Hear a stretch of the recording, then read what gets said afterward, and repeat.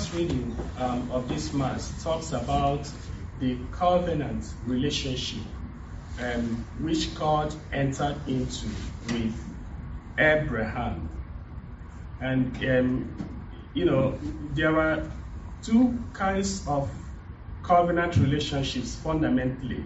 You have the unilateral covenant relationship, and then you have the bilateral covenant relationship. Now, in the relationship between the people of Israel and God, that covenant relationship was always bilateral. God would tell them, I'll be your God and you'll be my people. I'll do this and you will do this. In other words, there is kind of, you have your own corresponding obligation and responsibilities, while I also have mine. And we know what obtains in a pact, in a treaty, that my own obligation, I have to keep them, you have to keep your own part as well. And if anyone defaults, then it absolves the other of responsibility in that pact. Now, we are dealing with a unilateral covenant relationship, the one that God had with Abraham. I will do this for you, you will be this, you will be this. But at the end of this covenant relationship, God tells Abraham, I expect only one thing from you, just you people on your own part, you and your descendants after you must keep my covenant throughout all the ages. But there is something that stands out in this particular experience, that during that encounter, during that covenant relationship, Abraham, that used to be called Abram, ceased to be Abram. His name now, God changed it from Abram to Abraham. And so what does that tell you and me? That there are so many encounters that we have in life that are life-transforming experiences. And when our names change, then the change of name comes with a change of status.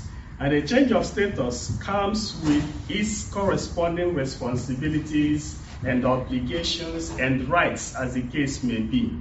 Some practical examples could suffice.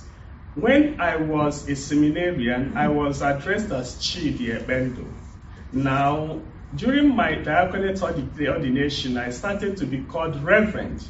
And then I continued to answer Reverend until my priestly ordination, they added Father. So, Reverend Father Chidi Ekpendu. All of these were, monumental states or stages in my life. And each of those stages had its attendant or corresponding responsibilities that go with or that went with them and still go with them till today.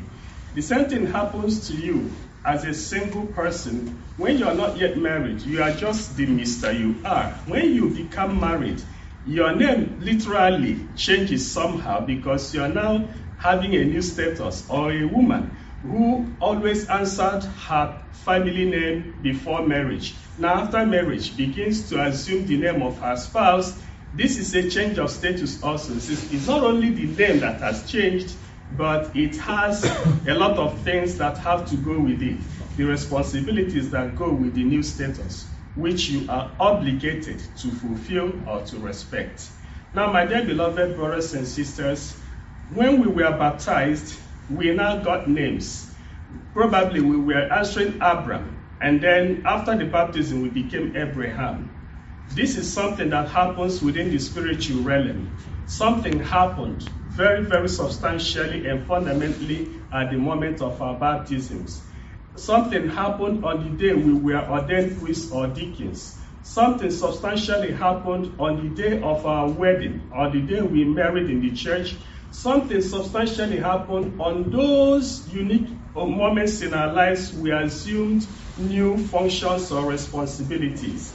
And now God reminded Abraham in the first reading of today to never forget that covenant relationship.